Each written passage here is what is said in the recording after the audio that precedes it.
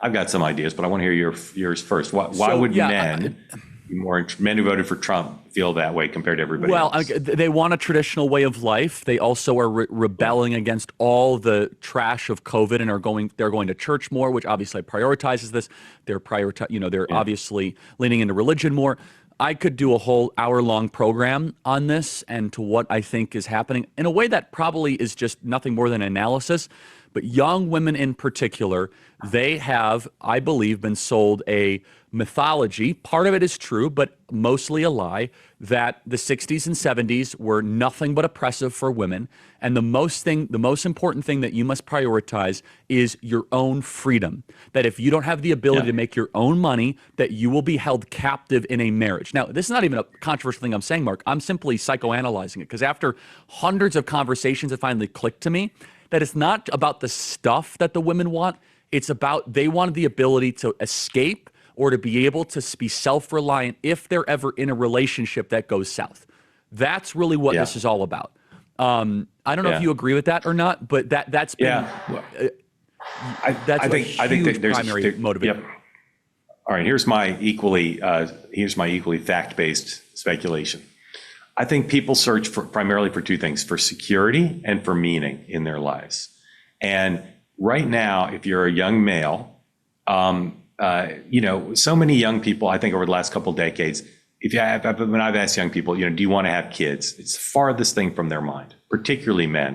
But I think for now, we've had a switch for a variety of reasons, which we could speculate about or talk about, where men see meaning and security in having kids. And women, young women, see meaning and security in having more independence because they need to be in the market. They need to build human capital. They need to not be as vulnerable to reliance on a spouse. Whereas for men, they're moving towards that. They don't want to wait till they're 40 to have a kid. They want the security and meaning that comes with starting earlier. I think that's all right, and I don't think any of this is good. That's where this is not a good trend. It's actually really bad. I mean, it's good that men want kids, but this is not. If you just to final point on the NBC poll, it's not like women ranked having kids as like 4 or 5. I mean, it was at the bottom of the list, right? It was very evidently like, and then for the men, it wasn't like they ranked at 4 or 5. It was at the top of the list. So there is something just alarmingly dramatic happening that needs to be explained and explored. And fixed, because this goes back to the economy and housing. When I talk to young people, they're incredulous that they could buy a home big enough for themselves and maybe a spouse.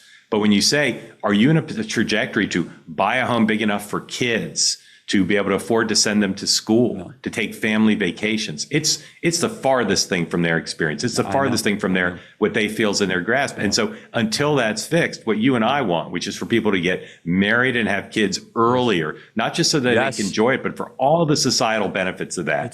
They can't afford it. It's implausible. It's implausible for them to think, I'm going to go buy this 4-bedroom house in a nice neighborhood and start to save for college. It's not possible. $1.7 million, right? I will say that this is something that we as conservatives have to address and solve.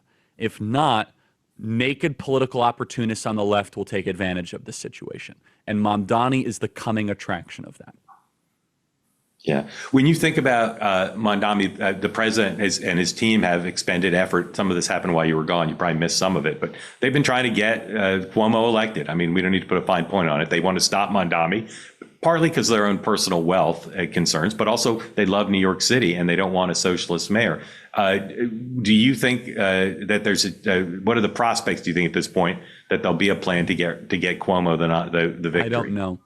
I don't know. I've not talked to the Trump team at all about this. The only conversation I had with the president was when I encouraged him to try to get Curtis Sliwa out of the race, and he was not a big fan of Curtis. He was like, that guy's just a novelty candidate. That was the only conversation I had. It was back in July. So I can't speak for the president or his team. What could you offer Curtis? What could I? It doesn't matter. Take him on tour with you? All kidding aside, he doesn't want to drop out. B, they have this weird thing like if you don't run a candidate, then you're not allowed on the ballot the next time. It's like this goofy, weird New York City thing. I don't Well, understand New York City politics. He could stay on the ballot and just say, "Don't vote for me." Of course. He should drop out. That's a no-brainer. It's 15% that would get freed up-ish based on the polling, right? But he's not. He's not looking like that.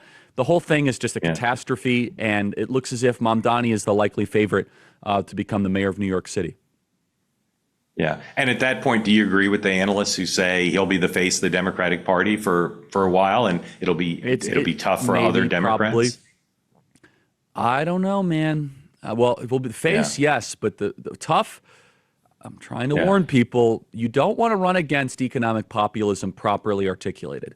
I'm telling you that from the left. Now, thankfully, they're totally insane on trans, crime, and border. So, politically, that's easier to run against. But, man, it takes very little political skill to say, I'm going to take from them to give to you. Vote for me, so I take from them to give to you. It's what I call the dark triad of economics. Vote for me, so I take from them to give to you. I don't want to live in that country, man. And it will replicate itself, especially to kind of complete the circle. You have a generation of people that own nothing and are not happy. They will look for politicians that are kind of in that dark triad of political economics. Vote for me, so I take from them to give to you. Whew. What do you think would happen? Stuff. I know you're busy, but if I took time and flew up here and you and I went to a Mamdani rally together, what kind of reception do you think you would get there? Like just standing in the crowd quite negative. With me? I mean, I wouldn't be able to last 30 seconds. However, all kidding aside, if I could pull off a disguise, I actually would love to go as just a citizen and learn. No, I mean, come up and dress like Serpico.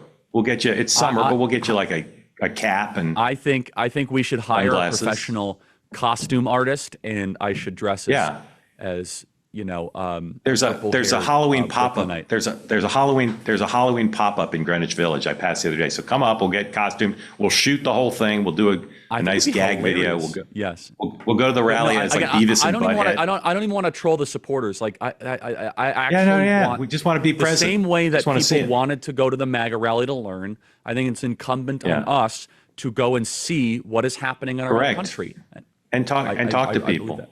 Yes, I'm a little worried about how you'd react to the secondhand fumes. That's my concern. Man, I'm telling you, I didn't do well on Bill Maher's show with all that secondhand. Secondhand high is a real thing.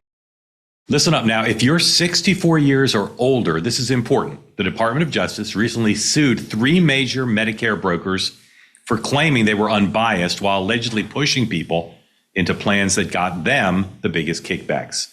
It's true. So many insurance agents just can't be trusted, but you can't necessarily rely on government resources either. That's why I want you to know about something called Chapter. Chapter was started by people who went through this personally themselves after their own parents were pushed into the wrong Medicare plan by an agent more focused on commissions than on care. Chapter's mission is very simple: to give every American the honest, straightforward Medicare advice they deserve. And here's what makes them different. They're the only Medicare advisor that compares every plan across the country, not just a handful. That saves their clients an average of $1,100 per year. There's no reason not to call. It's quick, it's easy, and they can review your options in under 20 minutes. If you're already in the right plan, they'll tell you that. But if there's a better plan, they'll help you switch. This could be the most important call you make this year. Dial pound 250 and say Chapter Medicare to get peace of mind. Again, that's pound 250 and say Chapter Medicare.